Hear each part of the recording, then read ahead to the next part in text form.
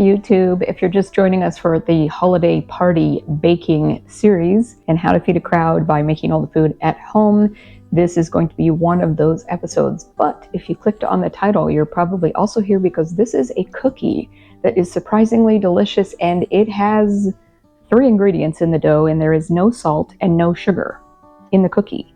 We're going to add, they are called Vienna Tarts. And I made cranberry butter here a while ago. I'll link the video up here if you want to see that. You can use any jam you want. You could do something sugar-free for the filling if you wanted. So these could be entirely sugar-free. You're going to roll this dough out once it's chilled. We're gonna get it mixed here in a minute. Chill it for a few hours, and then you roll it out very thinly and cut it in squares 2 by 2. And you put a little dollop of jam at the corner of each square. We're going to roll it up into a crescent, brush it with an egg wash, and sprinkle it with a little bit, just a tiny bit of finely chopped walnuts, which I will run through the smallest food processor in the world right here. So you bake them with the nuts on them, and then if you want, after they come out of the oven, you dust them with just a dusting of powdered sugar. So these are so low sugar and salt-free, and they're also delicious for breakfast. They're like a little pastry treat, but they're very low sugar. So let's see how they turn out. So what I've just done here is whip together a stick of unsalted butter and about 3 ounces of softened cream cheese. And we're just going to add a cup of flour and blend that in. And then that's all that's in this dough, which is, I was kind of surprised when I found this recipe a million years ago in like one of the oldest Martha Stewart holiday books from probably the late 80s. But it's really good and it's really simple. So I just put that through the mixer that's just the butter and cream cheese and the flour. So we're gonna just sprinkle some flour out onto the handy dandy board and take that dough and just knead it into, I don't wanna knead it a lot, you just want it to hold together. And then this is gonna go in the refrigerator for about 3 hours to chill before you roll it out. So there we have that dough, and I don't handle it a lot and I don't knead it a lot. I don't want it to be too kneaded. So I just get it into something where you can roll it out later. We're gonna put that in the fridge like that, wrapped, and we'll come back and roll that out into about 1/8 of an inch thick later. And then we'll get the filling on it and get it baked. After 3 hours or so in the fridge, we're gonna unwrap that and dust a board with some flour. And I always just do that and just make sure you've got some flour everywhere, basically. And we want to roll this, and if it's too cold, like this feels pretty cold, so you might not want to go quite as long as I just did, but we want to get this rolled out to about 1/8 of an inch thick. So I'm going to roll this out, and then I will show you how we cut this up and get these cookies made. And you're going to have to probably put your back into it if it's stiff dough like this is. Like this is a workout arm day. But you want it to be as uniformly 1/8 of an inch across the whole thing. And we're going to want to square up some edges on this one because we're going to be cutting squares. So we're going to want 2-inch squares out of this piece. And you don't want to re-roll it too many times once you cut your first, kind of like any dough. Once you make your first cuts and you have leftover dough to re-roll, you want to handle that second round as little as possible because you just end up with an overworked dough. So I'm going to call that fair enough, and it feels pretty even. And then I'm going to just take my pizza roller cutter and my trusty ruler, and I'm just going to cut some straight edges.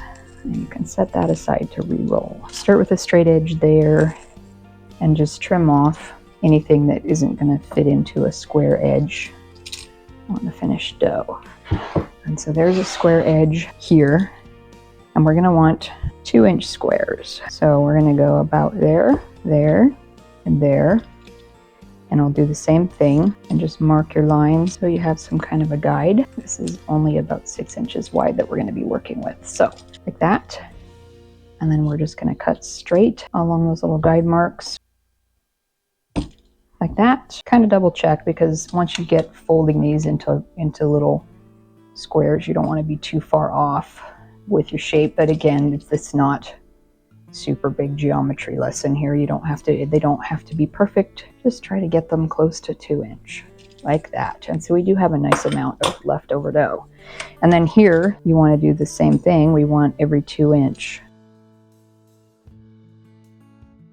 And then set all your scraps aside, and you can see we do have a bit to re-roll. So I just kind of carefully, because you've got more flour added in because of rolling and dousing it with flour. So I don't want to handle that too much. We're just going to set it aside, and we'll try and re-roll that and get as much out of that as we can. And now, this is kind of the fun part. This is the assembly, and you'll see how pretty these are. And then we're just going to take my beautiful cranberry butter that I made recently. And this is just 1/4 teaspoon. Just, I mean, it's little. It's a little tiny. So if you are like, you know, into making low sugar, I don't think it gets much lower sugar than this. You can use the handle of another spoon to just drop that out onto the corner. And look how small that is. And you just continue that with each one. Just put it right at the corner there. And at least you know, I mean, if you make your own cranberry butter, which that you totally should. But this is my homemade cranberry butter with organic sugar. So I mean, even if you're, you know, worried about what you're intaking for processed foods, this is all, for the most part, organic.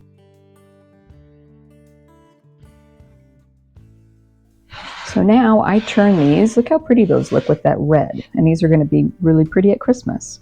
And just take the corner, and I kind of stretch it a little bit, but just roll it. And you're just going to roll it up over.